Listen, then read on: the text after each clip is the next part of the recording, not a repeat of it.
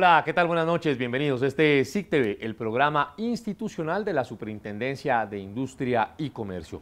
Hoy un programa especial, un cara a cara con el Superintendente de Industria y Comercio, Pablo Felipe Robledo. Superintendente, bienvenido una vez más a su programa. Bueno, Yeside, muchas gracias por la entrevista. Muy agradable estar con usted nuevamente en nuestro programa SIC TV. Estamos grabando un jueves 20 de septiembre. ¿Qué estaba haciendo usted un jueves 20 de septiembre hace 6 años? Yo estaba en el gobierno del presidente Santos como viceministro. Había renunciado y ese era mi último día como viceministro de Justicia y estaba empacando mis cosas en una caja como hacemos todos los funcionarios públicos, como de hecho ya lo hice recientemente, y sonó el teléfono, Falcon Palacio Nariño, y del otro lado estaba el presidente Juan Manuel Santos, y me ofreció ser superintendente de Industria y Comercio. Me dijo, ¿usted quiere ser el próximo superintendente de Industria y Comercio? Y le dije rotundamente sí.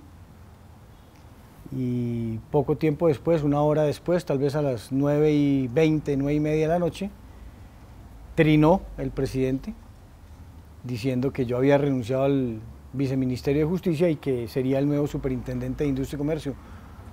Un jueves, 20 de septiembre, pero del año 2012, hace 6 años. Terminé siendo uno de los pocos funcionarios, contados con los dedos de una mano, que terminaron en el gobierno del presidente Santos, trabajando en el gobierno del presidente Santos desde el primer día hasta el último día del gobierno. Aquí en Bogotá, en el centro, no en ninguna embajada, ni en París, ni en España, ni en Inglaterra, ni sin gozar de las mieles del servicio diplomático, sino aquí en la baranda. Usted dijo, yo puedo domar esa bestia, pero se la imaginó así, le salió más brava, le salió más mansa. No, es que el presidente Santos a mí la verdad me clavó banderillas cuando en esa llamada telefónica, porque él me dijo, yo necesito nombrar una persona en esa entidad que tenga el carácter que tiene usted. Y a mí eso nunca se me olvidó. Y siempre que tomé una decisión, la tomé pensando en lo que el presidente me dijo por teléfono cuando me ofreció el cargo. El país vio como la superintendencia en 6 años, tanto el superintendente como los delegados, si algo tuvieron fue carácter para tomar las decisiones.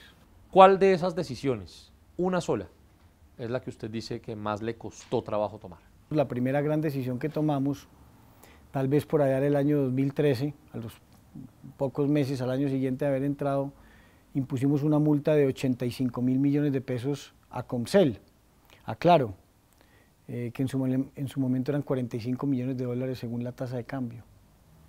El empresario que más fuerte en el pasado había recibido una multa era una multa de 1.500 millones, y aquí eran 85.000. En buena medida, mucha gente en Colombia pensó que yo me había enloquecido. Y mucha gente seguramente pronosticó que yo salía de la superintendencia no a mi casa, sino de la superintendencia a Cibaté, a internarme. Hubo todo tipo de presiones frente a la decisión, todo tipo de reacciones, incluso en el propio gobierno. Y nosotros logramos resistir, y el presidente logró resistir, diríamos, la polémica que generó y el ruido que generó esa decisión. Entonces fue una decisión muy importante porque de una u otra manera era la primera vez que en Colombia se tomó una decisión de ese calado. Y para nosotros, de una u otra manera, también constituyó mensajes de política pública. Acuérdese de esa frase que dice que por el desayuno se sabe cómo va a ser el almuerzo. Entonces ahí con esa decisión le mandamos un mensaje a los empresarios que la superintendencia tenía una nueva capacidad sancionatoria en virtud de unas leyes que era 50 veces superior a la capacidad sancionatoria en relación con las superintendencias de otras épocas por ministerio de la ley. Y que no solo esa facultad sancionatoria existía, sino que estábamos dispuestos a imponerla, a aplicarla. Y ese día yo recuerdo que cuando iba a firmar la decisión, esta es una anécdota hasta bonito. Yo llamé a los 4 o 5 personas más cercanas a mí y les dije, firmando, les dije, hoy estamos cambiando la historia de la libre competencia en Colombia en 2. A partir de este momento, ustedes van a ver que vamos a poder implantar el programa de beneficios por colaboración para los delatores, para carteles empresariales. Y mire que esa decisión no era de cartel, era de abuso de posición de dominio. Pero cuando la autoridad impone grandes sanciones, sanciones importantes, hay un incentivo para que en otras prácticas como la cartelización la gente delate. Y eso fue lo que terminó pasando. A partir de ese momento, cuando vinieron investigaciones de carteles, empezamos a tener empresas que participaban en el cartel, que delataban y entregaban pruebas sobre el funcionamiento del cartel. ¿En algún momento en esa decisión, antes de firmar, durante la firma o después, usted dijo, ¿me echaron? Varias veces. ¿En esa lo pensó? En esa y otras. ¿En la Comcel? En esa y otras. ¿Cuántas veces más pensó me echaron? Por lo menos 5 o 6. Ya que hablamos de esas 5 pero, o 6. Claro, 5 o 6, pero al final siempre tuve un presidente que hizo respetar un convenio que teníamos él y yo. ¿Cuál era? Yo fui donde el presidente Santos, cuando de una u otra manera estaba yo asombrado frente a indagaciones preliminares y pruebas muy importantes que teníamos sobre varios carteles empresariales. Y le conté que teníamos a grandes empresas investigadas por cartelización empresarial en indagación preliminar y que eso iba a ser una cosa complicada, que yo estaba dispuesto a dar la pelea, pero que yo necesitaba saber si él quería ser el jefe de esta política pública de protección de la libre competencia. Yo le dije, yo me podría encargar de casi todos, salvo de usted. De usted solo se puede encargar usted. Si usted me respalda, estoy listo para, contra viento y marea, hacer respetar la libre competencia. Y él me dijo 2 cosas, me dijo, yo confío en esa política pública, a mí me gusta esa política pública, eso es síntoma del desarrollo, hay que proteger la libre competencia, la economía de mercado, pero sí solo le voy a poner una condición, que la ley se la aplique al que viole la ley con independencia de quién sea, por poderoso que sea, por conocido que sea, o indistintamente de quién sea el que viola la ley, tiene que ser una política pública que no discrimine a nadie al momento de aplicar la ley. Y le dije, con eso sí cuente. Y me paré y leí la mano y me fui. Tener ese respaldo en decisiones de semejante magnitud lo impulsa a usted a tomar más decisiones, y cada vez más grandes y cada vez más sonoras en el país, y cada vez con menos antecedentes de lo que había pasado. ¿Cuáles cree usted que fueron las más complicadas? No por el hecho de la firma, no por el hecho jurídico mismo, sino por lo que esa misma decisión encarnaba, la cartelización, la libre competencia, tantas ruedas de prensa que dio. ¿Cuáles le parecieron las más complicadas de vivir? Para no ganar indulgencias con Padres Nuestros ajenos, hay que reconocer que muchas de las decisiones que el país identifica como tomadas por mí no fueron tomadas por mí, fueron tomadas por un equipo de trabajo y fundamentalmente muchas de ellas por superintendentes delegados, que me las atribuyen a mí porque esa es mi administración, pero yo diría, las decisiones más importantes las tomamos en materia de protección de la libre competencia, por lo menos los casos más sonoros. La de Comcel, cartel de los pañales, cartel del papel higiénico, cartel de los cuadernos, cartel de la seguridad privada, cartel de subastas de ganado, del cemento, cartel del azúcar, de pilotaje práctico de buques, hasta un cartel de agencias de modelaje. Las decisiones de infraestructura que hemos tomado, pliego de cargos Ruta del Sol tramo 2, pliego de cargos del tercer carril Bogotá-Girardot, el plan de alimentación escolar de Bogotá, el cartel de las frutas en el plan de alimentación escolar de Bogotá, el cartel de los refrigerios de las fuerzas militares, todo eso, diríamos, en contratación pública. Y en materia de consumidor, yo creo que las decisiones, lo que termina viendo ahí es una innumerable cantidad de decisiones que al final también permitieron construir una política pública de consumidor, con una cosa muy, muy importante, que terminamos haciendo algo que era muy difícil, que era empoderando al consumidor. Hoy tenemos un consumidor en la calle envalentonado,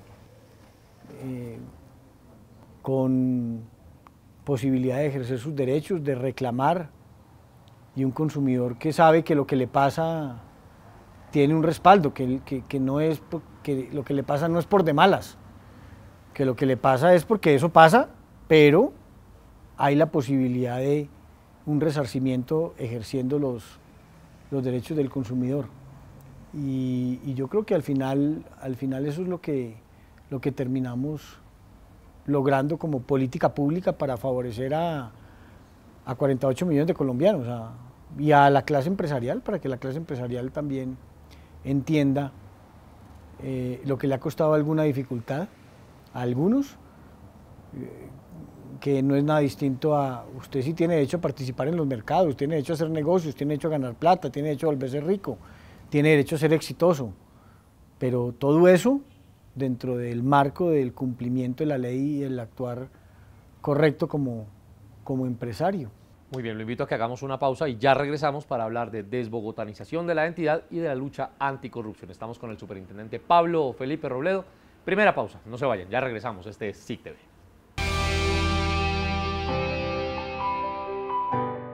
Bien, estamos de regreso. Este es SIC TV, el programa institucional de la Superintendencia de Industria y Comercio, hablando con el superintendente Pablo Felipe Robledo. ¿Cuál fue su día más feliz en la Superintendencia de Industria y Comercio? No, muchos. Uno que recuerde con especial afecto. No, no lo tengo. No, fueron demasiados momentos, porque hicimos cosas, diríamos, inolvidables y que para nosotros nos generó gran satisfacción. Por ejemplo, cuando tomamos la decisión del cartel del azúcar,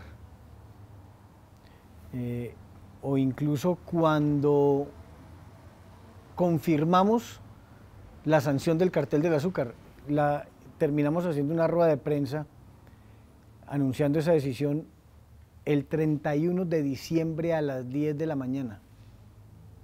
Me acuerdo que yo salí de la rueda de prensa corriendo para el aeropuerto y yo era el único personaje en el aeropuerto del Dorado que tenía corbata, estaba vestido de corbata.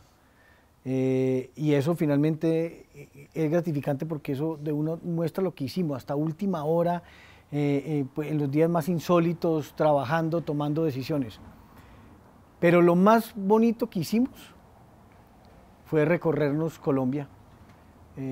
Usted fue testigo de esa correría por todo el país, hablando con los empresarios, dictando conferencias en universidades, con nuestro programa SIC Móvil, con los buses, las casas del consumidor, poder hablar con la gente de las regiones y por primera vez en la historia de la superintendencia desbogotanizarla. Hablemos de esa desbogotanización. ¿Cuántos lugares visitó? ¿Cuántos municipios? ¿Cuántos departamentos? ¿Cuántas ciudades? Vamos en 780 municipios diferentes de Colombia. Municipios de 20.000, de 30.000, de 40.000 habitantes, de 15.000 habitantes en los departamentos más alejados de Bogotá, yendo con las unidades móviles a hacer trabajos de inspección, de capacitación, dando a conocer la entidad, enseñándole a los colombianos cómo se comunican con la Superintendencia de Industria y Comercio, cuáles son todos sus canales de comunicación, y ese fue un trabajo muy bonito. Usted de hecho no es bogotano, el no ser bogotano, ¿le inspiró en algo Pues esa claro, obsesión de desbogotanizar la entidad? Claro, me sacó, ¿cuál sería la palabra? Mi provincianismo y ese anhelo que tenemos los de provincia, en el sentido de que el gobierno mire hacia las regiones y que el país entienda que no todo es Bogotá. Bogotá es una ciudad muy importante, aquí vive el 20% de la población colombiana, aquí se genera gran parte del Producto Interno Bruto, aquí está la sede de gobierno, es una de las ciudades más grandes y populosas de América Latina y incluso del mundo, pero Bogotá es un país de regiones, la región Caribe, el eje cafetero, la región pacífica, o sea, donde hay una diversidad cultural, étnica, que el país tiene que afrontar con determinación para atenderla. Desde mucho antes de que se hablara de ese tema como tema de campaña, como tema de debate, usted hablaba ya de la corrupción y acuñó además una frase que después se tomaron muchos como estandarte, y es que la corrupción no se da únicamente en las empresas del Estado, sino también en las empresas privadas, y que es tan corrupto uno como el otro. ¿Por qué su obsesión por luchar contra la corrupción? Porque yo creo que ese es un flagelo de los más graves que tiene Colombia. Yo creo que nosotros tenemos dos problemas: el tema de orden público, cada vez más superado gracias, creo yo, al proceso de paz, aunque ahí todavía falta mucho por hacer también. Pero el otro es la corrupción, porque en buena medida es un círculo vicioso en donde si el sector privado y el sector público es corrupto, es más difícil hacer país. Cada vez estamos más lejos de poder terminar siendo un país desarrollado. Antes de ser superintendente, ¿usted ya vislumbraba el nivel de corrupción que encontró siéndolo? No, porque ni brujo que fuera.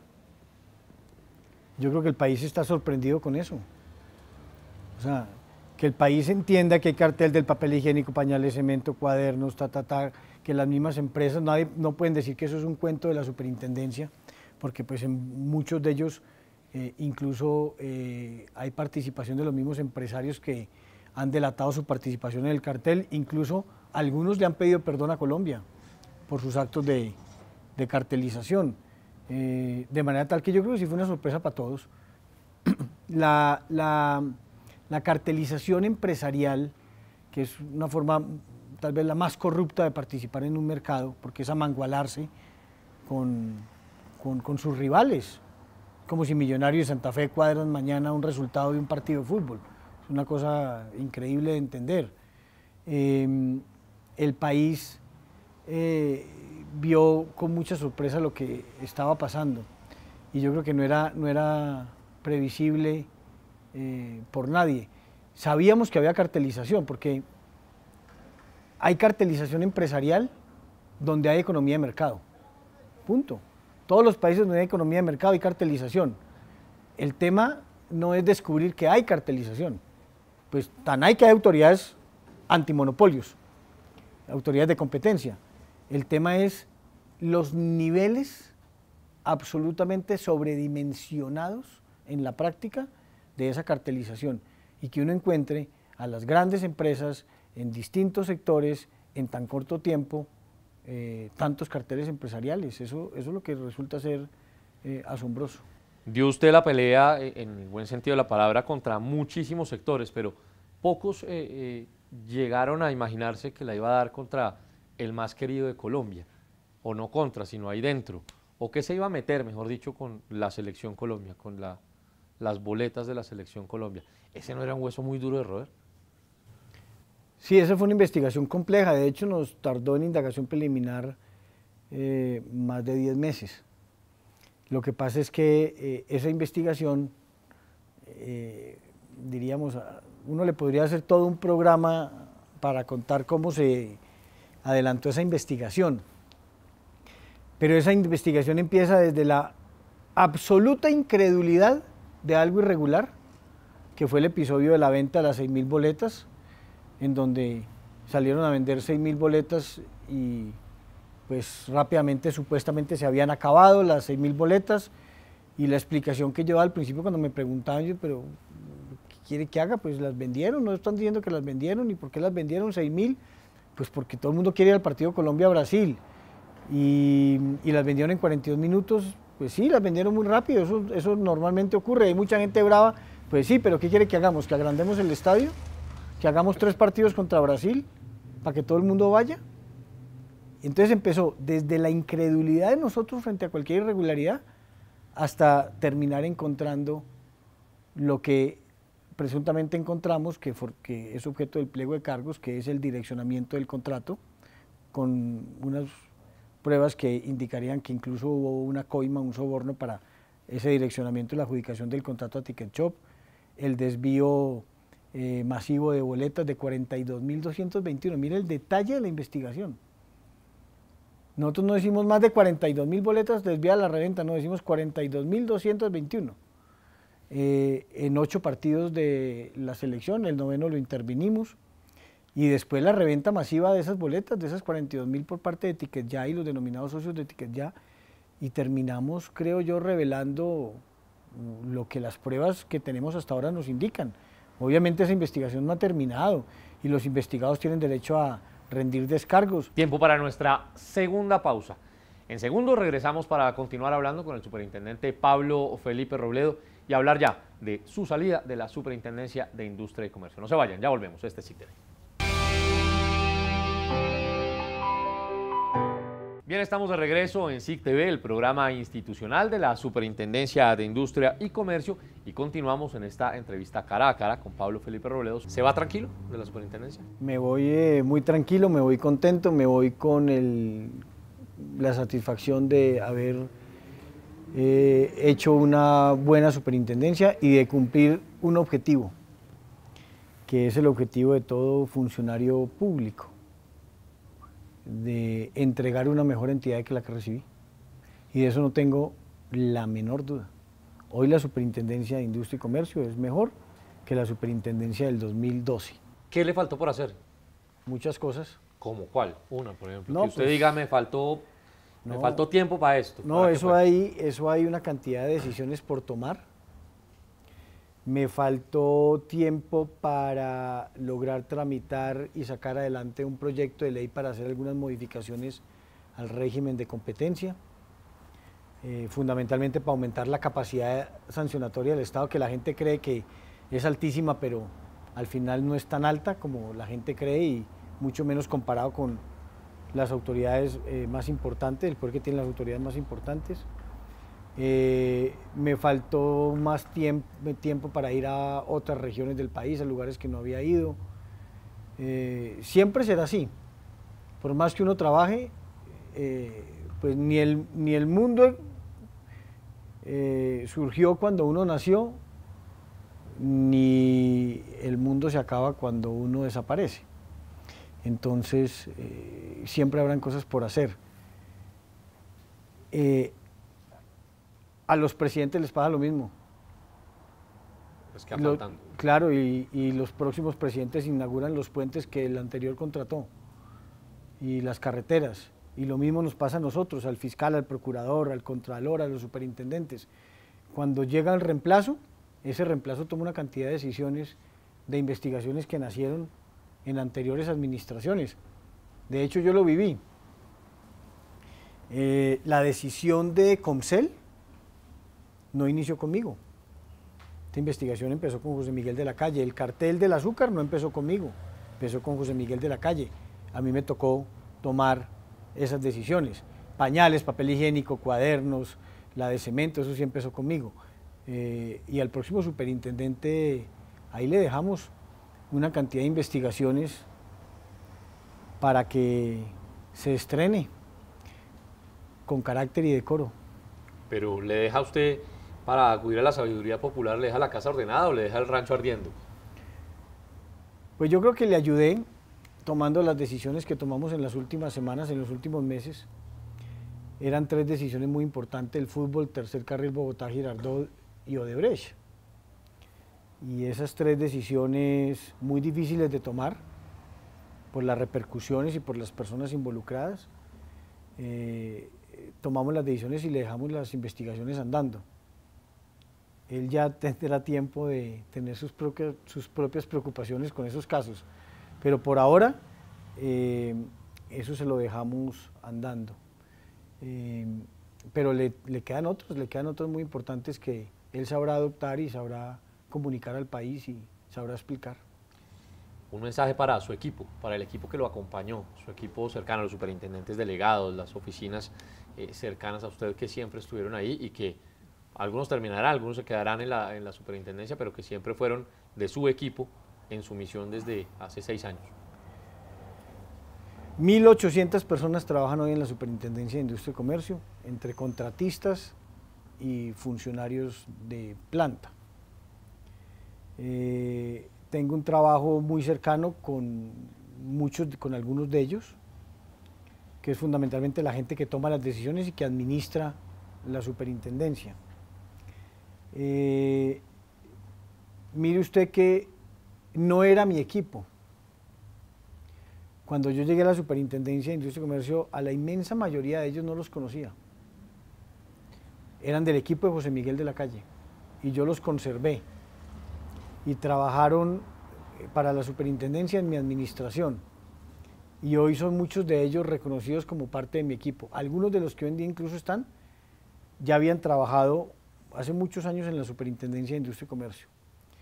Los cargos que hemos tenido necesidad de reemplazar porque la gente se va a buscar otro rumbo en otra parte, los hemos reemplazado en el 90% de los casos, si no es en más, por la misma gente de la Superintendencia.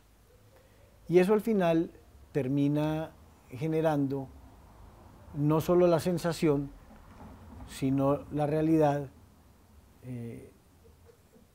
de que, y parece medio rayada la frase, que la superintendencia es una familia. Y es una muy buena familia. Todos han sabido proteger a la superintendencia no involucrándose en actos de corrupción.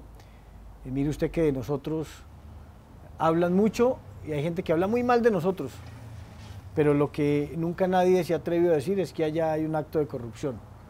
Y eso no es un trabajo del superintendente, es un trabajo de todos. No es la corrupción o no corrupción mía, es la honorabilidad y el pundonor de 1.800 personas que trabajan en esa entidad, que con nuestro comportamiento correcto hemos sabido contribuir a que al final a todos nos vaya bien, y eso es lo que yo más valoro del equipo de trabajo. Uno puede saber, uno no puede saber, uno puede equivocarse, puede acertar, todo eso está dentro de lo que le pasa a uno en la vida. Lo que uno no puede ser es deshonesto. Le deseo lo mejor en sus nuevos proyectos. Gracias por esta entrevista y gracias por esos 6 años como superintendente. No, el que tiene gratitud soy yo, con usted y con todos los que hacen el programa. Superintendente, gracias. A usted, Yesir. Y a ustedes, gracias por permitirnos estar también con ustedes. Recuerden la cita dentro de 8 días. Si quieren contactarse con la Superintendencia de Industria y Comercio, el correo electrónico es contáctenos@sic.gov.co. Y si quiere enterarse de los eventos de la entidad, lo puede hacer también a través de las redes sociales. En Facebook somos Superintendencia de Industria y Comercio de Colombia y en Twitter @SICSuper. Gracias una vez más por permitirnos estar con ustedes. Y recuerden, este es SIC TV, el programa institucional de la Superintendencia de Industria y Comercio. Valoramos lo que tú valoras.